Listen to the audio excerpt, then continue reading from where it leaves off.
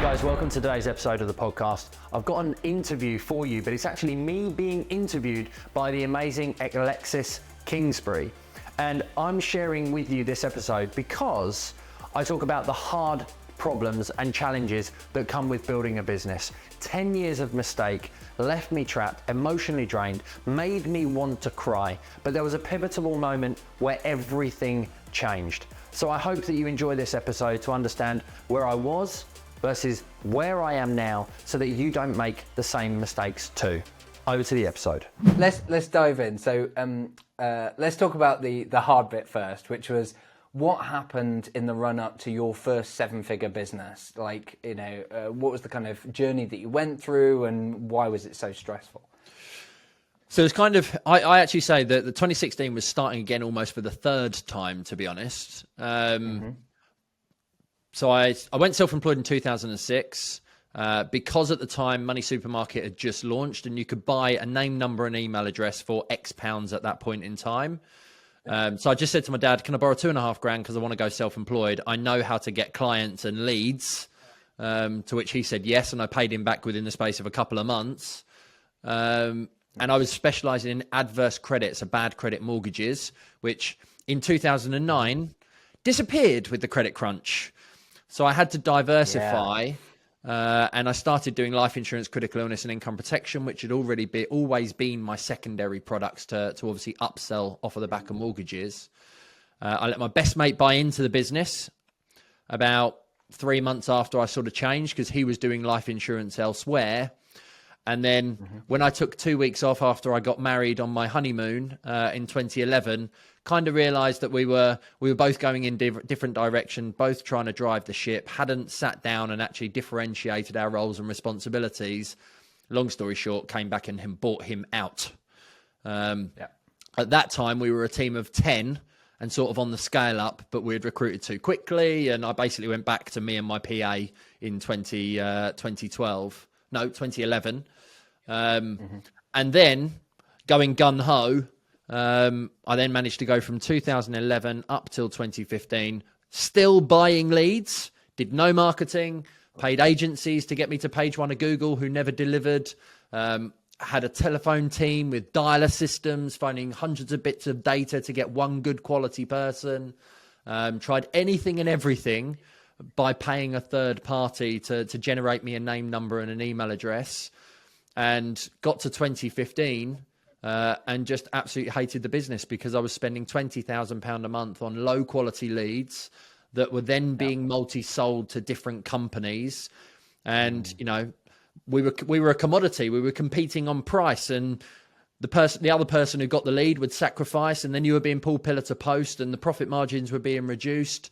And it was just an anxious moment every month sitting there paying over £20,000 saying to myself, if I don't do this, there is no other option. It's literally, failure and bankruptcy was kind of where it went. But it was a profitable business, but it was just a highly, highly stressful one because of how we were generating names, numbers and email addresses and booked phone calls effectively. Howdy team, thank you very much indeed. And I hope you are enjoying this episode. Please go over to my Instagram. There is a link in the show notes for you and in the description where you can go straight through and see behind the scenes, real live footage of a day in the life of Gary Das. You'll see me, you'll see my team, you'll see things that we are doing consistently to generate leads, increase sales and maximize profit. And we show you how you can earn more, work less to live a lifestyle you love. So head over to Instagram now. I'll see you there in the comments, in the DMs or in the stories. And so was that stressful because you kind of felt like, you've got to keep your foot on the gas the whole time, otherwise you don't have the revenue, and, because your spend's so high that you kind of just have to keep on making sure that you've got money coming in. And as you say, you didn't feel like you had another alternative. So if you'd stopped spending that 20 grand a month, then all revenue stops and so on. Like, how did that feel like day to day? What was kind of going through your head at that time? Oh, it was constant stress. That was the big thing.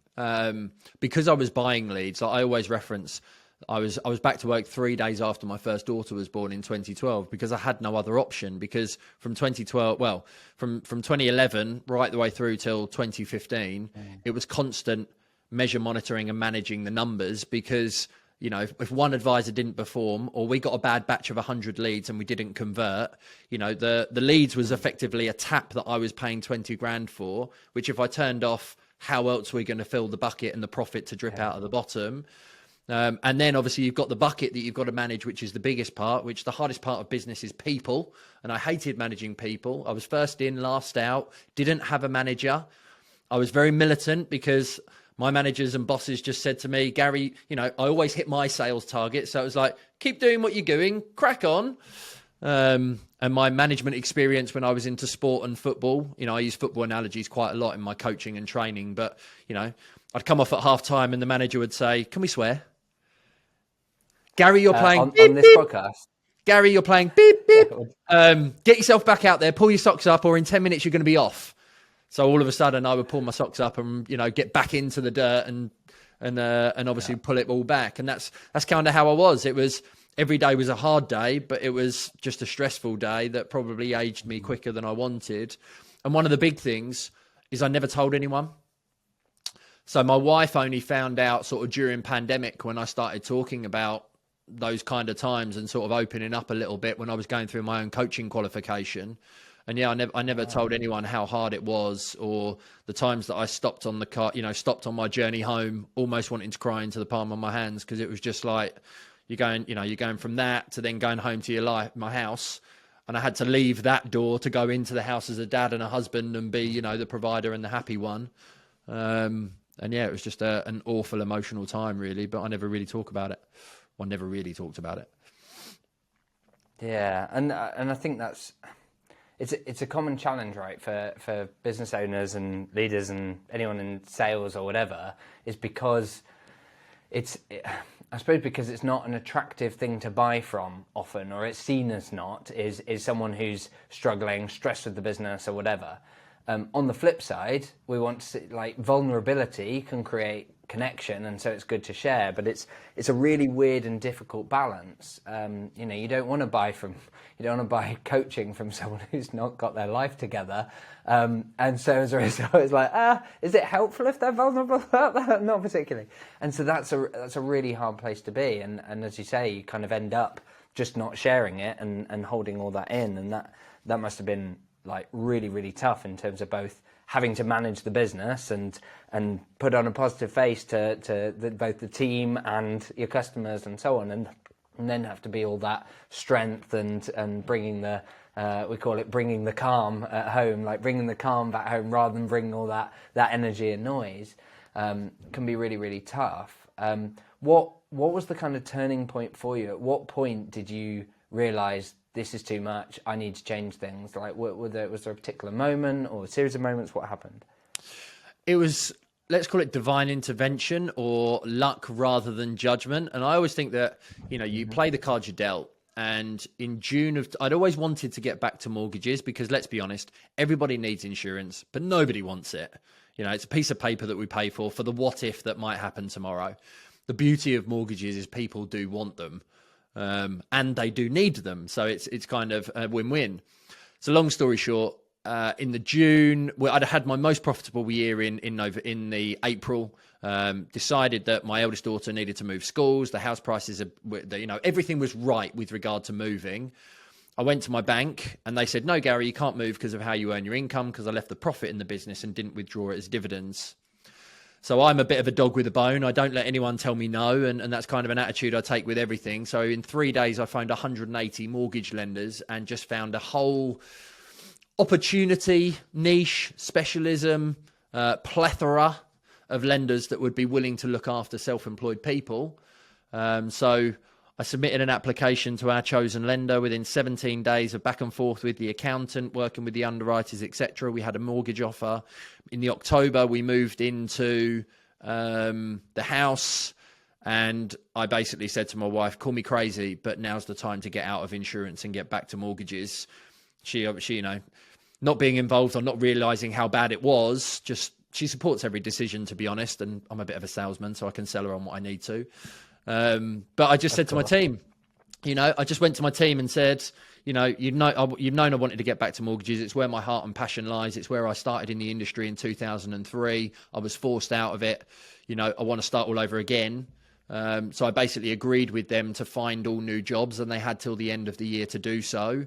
I kept my PA and started all over again January 2016 with a mission that I would never buy a lead again from a third-party provider, and I have managed to achieve that and stick to that, and I always will. But I just went on a mission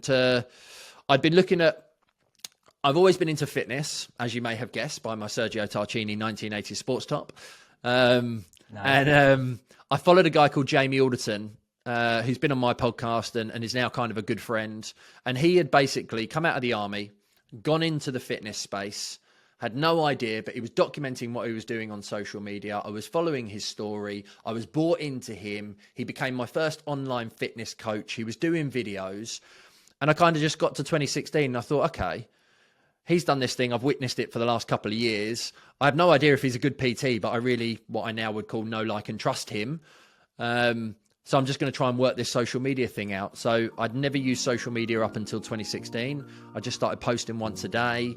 I joined a couple of courses that I found through Facebook groups. I then enrolled and did Daniel Priestley's Key Person of Influence and wrote my book in 2017 called The Self-Employed Mortgage Guide. And then just found, NLP, Tony Robbins, and a whole business and personal development environment that I've, leveraged since 2016 to basically undo all the wrongs that I made in the sort of first 10 years of business, really.